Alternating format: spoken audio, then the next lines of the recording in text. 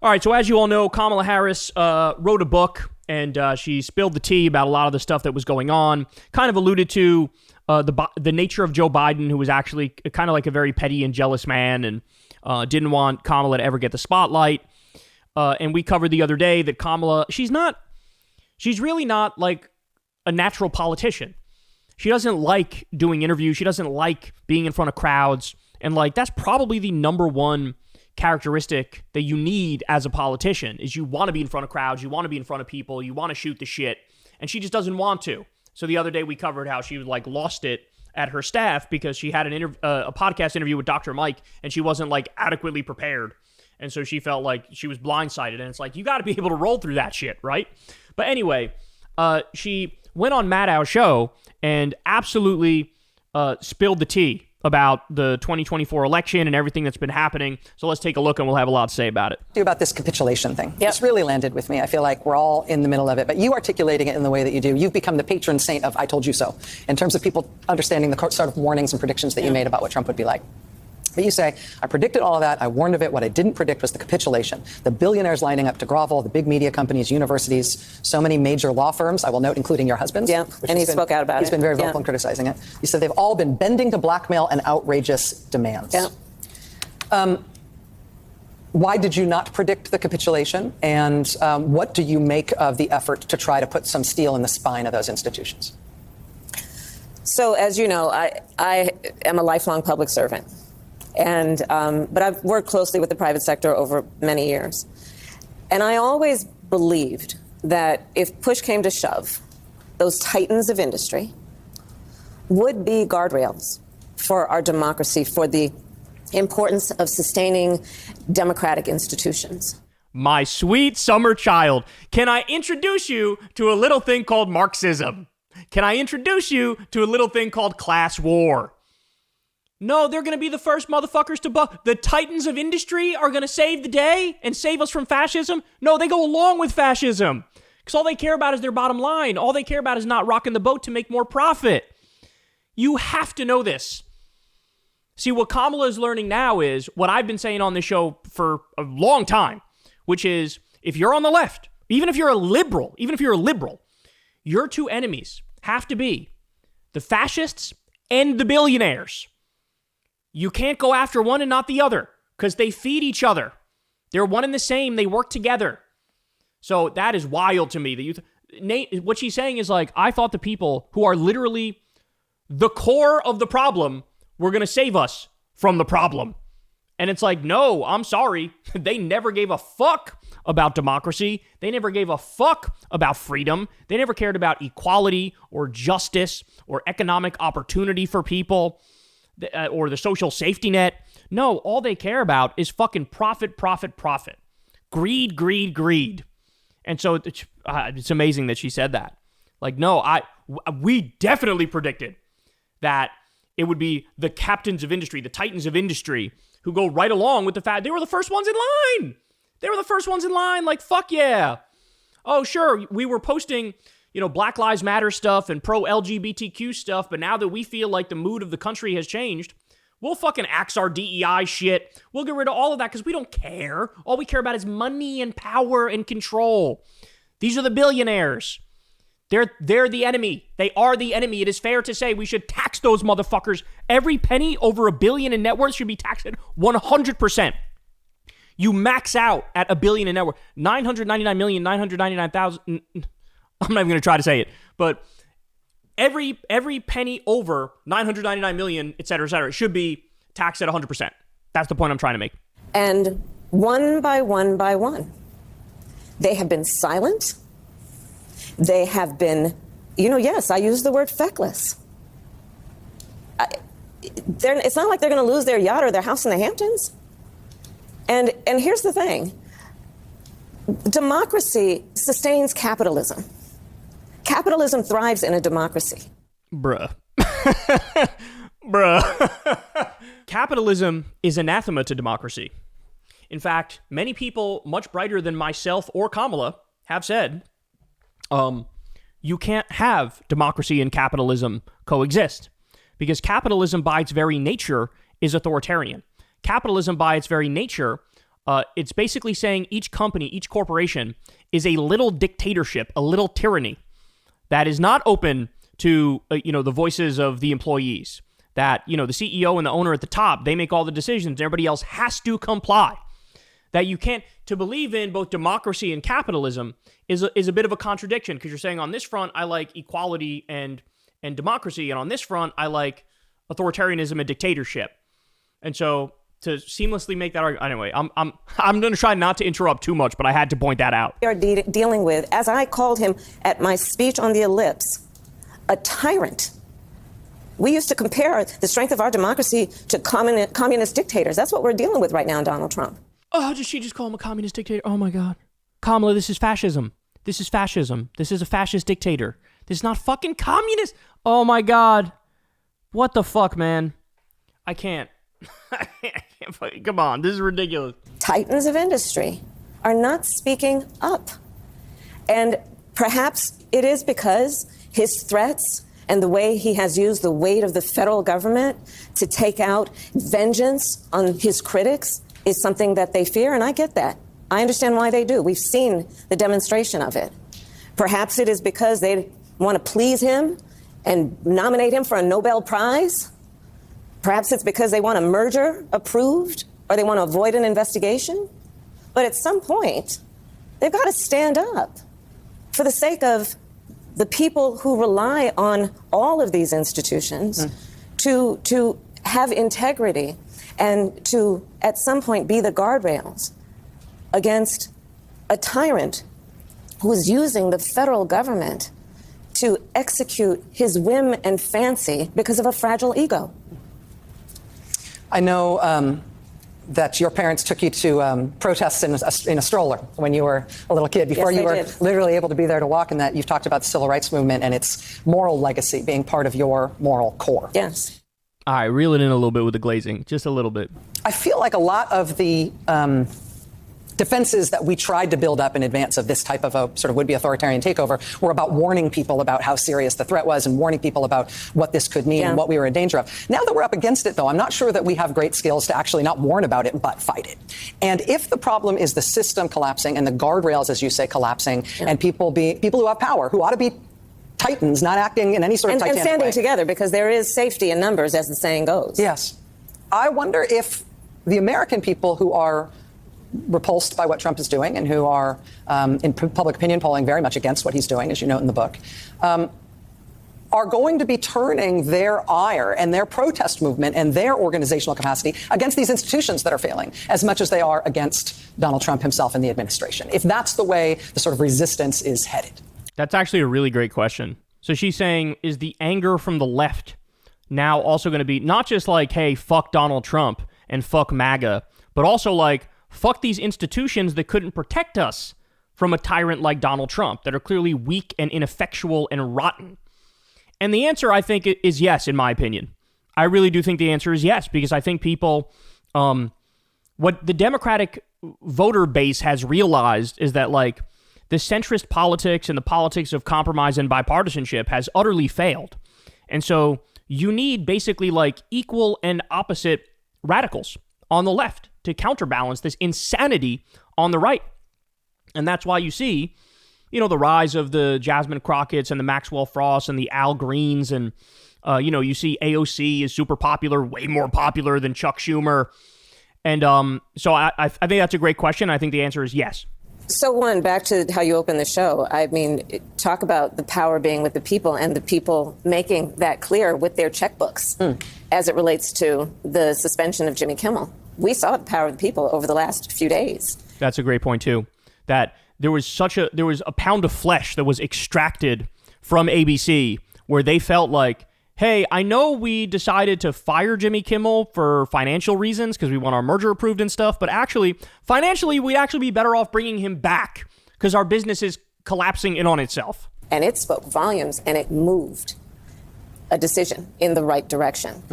I think that part of where we are now in terms of thinking about what the fight is, it requires us, yes, to understand that we've got this administration and this president in front of us abusing the power that the people vested him with. But we also need to understand that this is bigger than Donald Trump. part of what I write about, this stuff is decades in the making, Rachel. It didn't just happen overnight. So much of what has indeed overwhelmed people, not to mention just scared the stuff out of people, is what we are witnessing is a high velocity event. Yeah. We are witnessing something that has been happening so rapidly, and it feels chaotic. But what I would offer you is what we are witnessing is the swift implementation of a plan that was decades in the making. Decades in the making. Project 2025 didn't just drop out of thin air. That's a product of decades of work. Federalist Society, Heritage Foundation. She's so right. And there's like such a high level of organization on the right and big money on the right where like they're ready at a moment's notice to try to, all systems go and let's try to implement our plans. Whereas on the left, it's very ragtag. It's very haphazard. It's very like each person is doing their own thing. The idea of like core institutional structures and everybody working in tandem is anathema to the left. People always say on the left, it's like herding cats. And it is.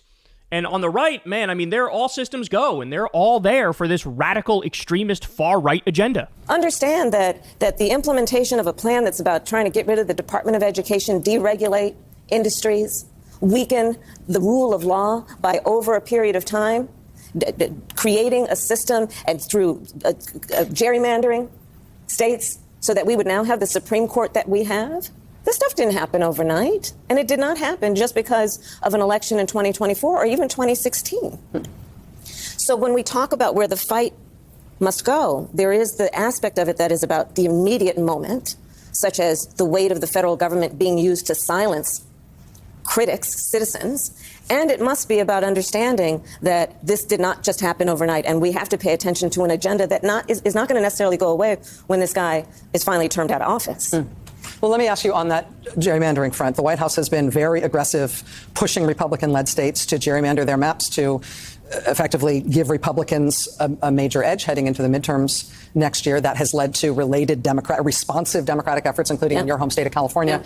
Do you support Democrats' effort to kind of fight fire with fire there? Will you be involved in that California measure, for example? I absolutely support it. You mentioned Gavin earlier. By the way, Gavin has a great sense of humor, so he's going to be fine. But did you warn him about the hiking thing? You did. Yeah, I've known Gavin forever. He literally has a great sense of humor. But let me say about what he is doing with redistricting. It is absolutely the right way to go. Part of what we've got to, I think, challenge ourselves to accept is that we tend to play by the rules. But I think this is a moment where you got to fight fire with fire. I'm happy that she's saying this because she doesn't even necessarily represent the left flank of the Democratic Party. She doesn't.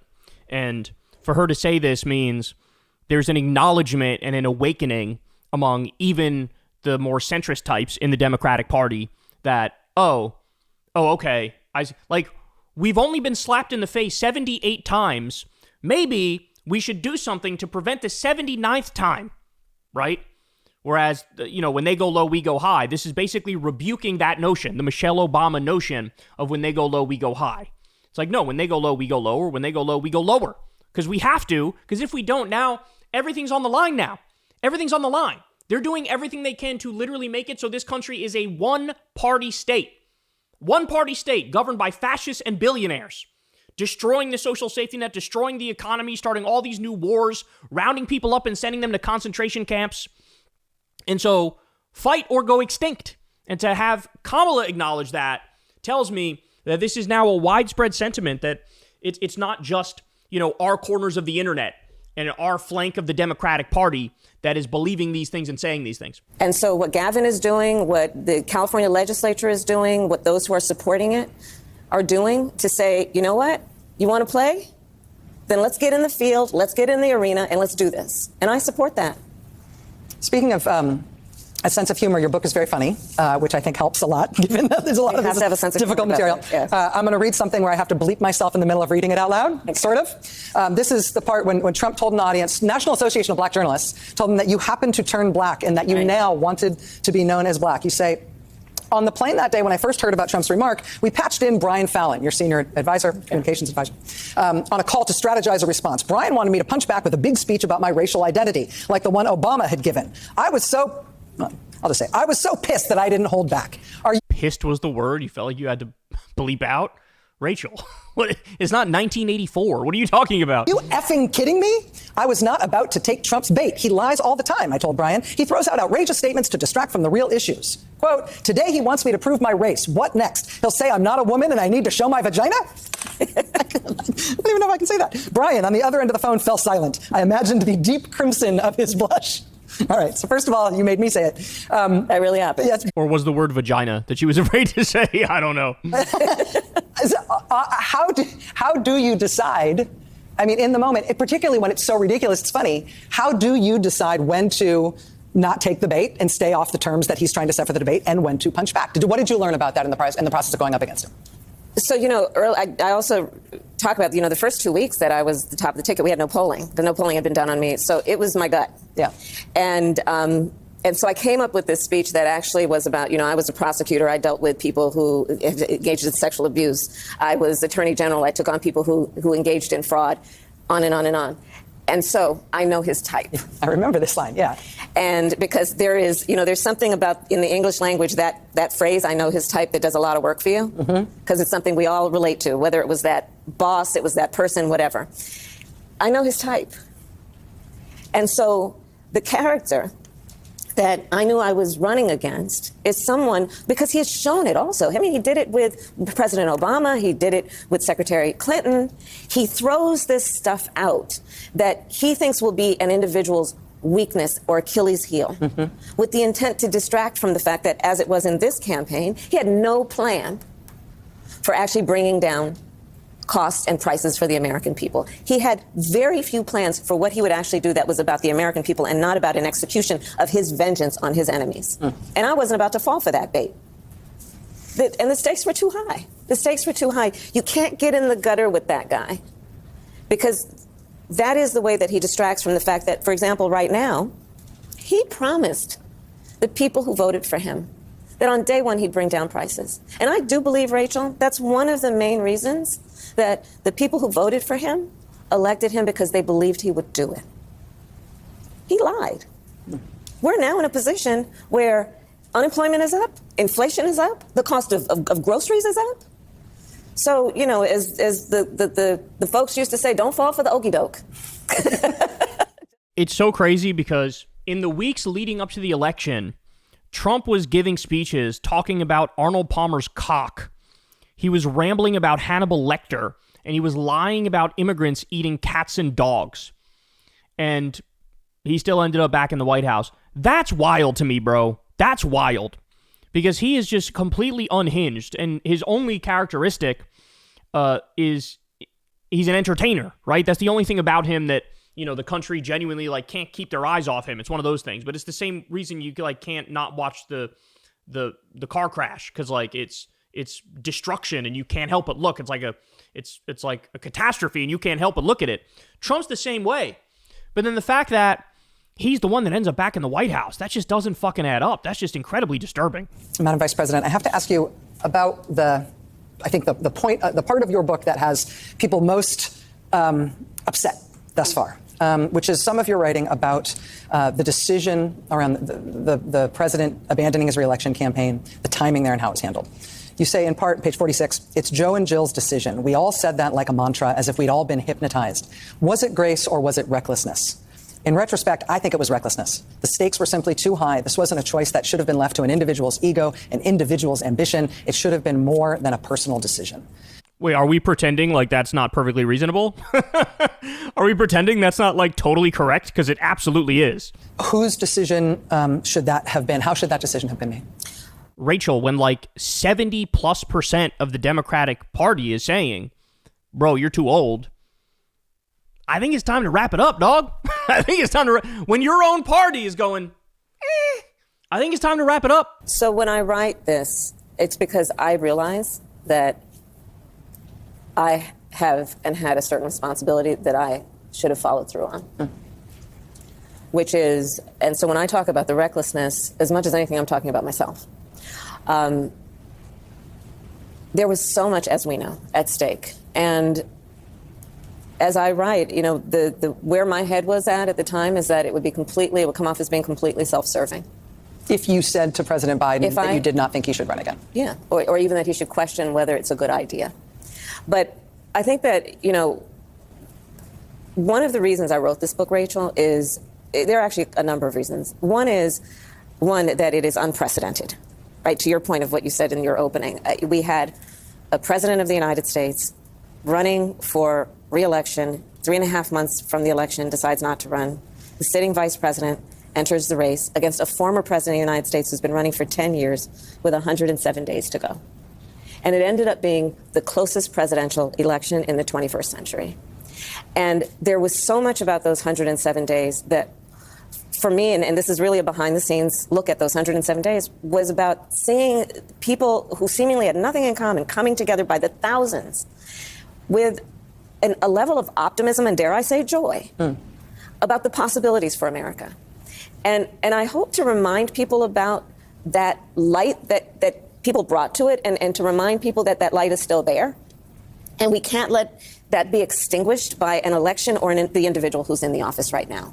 Because to the point of all those folks who got out and protest about the Kimmel suspension. And about everything else that people have protested. Right. Is she going to run again? Do you think she's going to run again?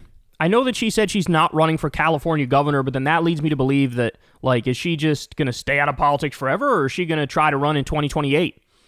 I'm curious, because I'm sort of getting that vibe right now. I'm getting that scent. I'm getting a little whiff of you might run again, huh? The variety of ways, whether it be going to a protest or being, with their pocketbook or getting engaged in local and state and federal elections, they'll make a difference, and they've made a difference. And I guess the last point is that we've got to really remember that this person who's in the White House promised a whole lot of people who supported him and voted for him that he would do one thing, which is bring down costs and prices. And he lied to them. And we need to remember that as we move forward with the next series of elections, and midterms are around the corner, that it's not just about him by himself. There were others around him who perpetuated that same promise and have not followed through. They're about to go into negotiations around the continuing resolution, the budget. And I know that leaders Schumer and Jeffries are going to meet with the president, I think, in the Oval Office. You say in the book really bluntly that your personal first choice for your running mate would have been Pete Buttigieg, and you praise him effusively. You say he would have been an ideal partner if I were a straight man.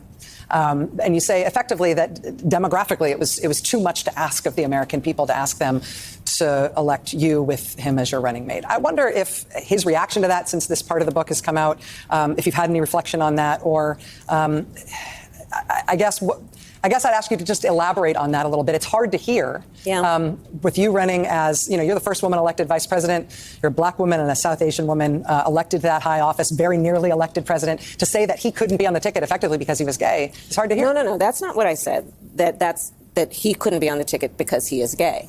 My point, as I write in the book, is that I was clear that in 107 days, in one of the most hotly contested elections for president of the United States, against someone like Donald Trump who knows no floor, to be a black woman running for president of the United States and as a vice presidential running mate, a gay man, with the stakes being so high, it made me very sad, but I also realized it would be a real risk.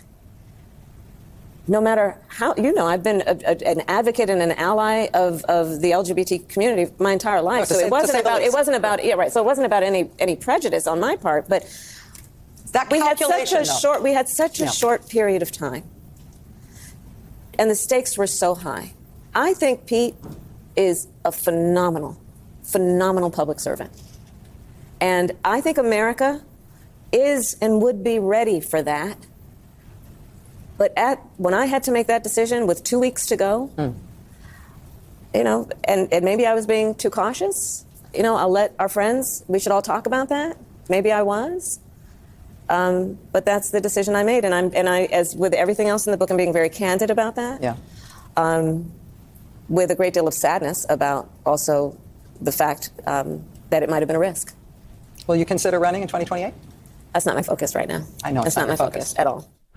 On the Pete thing, man, why doesn't anybody give Tim Walz his due, man? When Tim Walz was picked by Kamala, they surged. They were coming out of the gates hot. I mean, she was talking about banning price gouging on groceries, and they were making fun of J.D. Vance and saying he fucks couches, and the rallies were popping. And, you know, Tim Walz was a great pick because he's literally one of the best governors, if not the best governor in America. This is a guy who fucking delivered. This is a guy who did free school breakfast and free school lunch, and he did all these great policies in Minnesota, legalized weed, and he never gets his due. If anything, the problem was I feel like the Kamala campaign sort of handcuffed Tim Walz and didn't really let him be himself, right? Sort of tried to keep him on script when he's a guy who's better when he's fucking shooting from the hip. So he deserves his credit. But on the Pete thing, like, I mean, she didn't give a great answer to that question, but the real answer to that question is what she's effectively trying to say is like, look, I'm not the bigot. I'm just saying this country is still somewhat bigoted in the sense that if you hit them with too much diversity up front, they might revolt against that shit. But then, you know, on the flip side of the argument, that speaks to almost like we're trying to get those bigots on our side. We're trying to like pick off not independents, not moderates, but like some MAGA people or some Republican people. And it's like, you're never gonna, those shouldn't be the people you're going for anyway. By the way, I think she made the right choice. Tim Walz is a way better pick than anybody else. It's not like having Pete on there would have changed anything. But yeah, I do kind of feel like at this point, no, let it rock, right? Like, you don't need to make those calculations to try to appease people who probably are never going to vote for you anyway. But again, I think Tim Walz was the right pick and she should have made the right pick, but I can see why people look at that, like, you know, her basically saying, like, we can't do a black woman and a gay guy. I can see why some people look at that and go, like, that's not right, man. Like, I mean, the fact of the matter is, if you have the right black woman and the right gay guy, then yeah, that could work. Again, you got to stop catering to the right. Stop catering to Republicans. The winning coalition is liberals, leftists, and independents / moderates. That's the real winning coalition. I'm sorry, the winning coalition does not include people who are still riding Trump's nuts this deep into it. So we'll see. Anyway, you guys tell me, do you think she's going to run again? She just sort of kind of answered the question at the end there, but I think she's definitely considering it. Hey, y'all, do me a favor and like and subscribe. It helps out big time in the algorithm. Click the bell as well for notifications when videos drop, and watch that video on screen right now. You know you want to.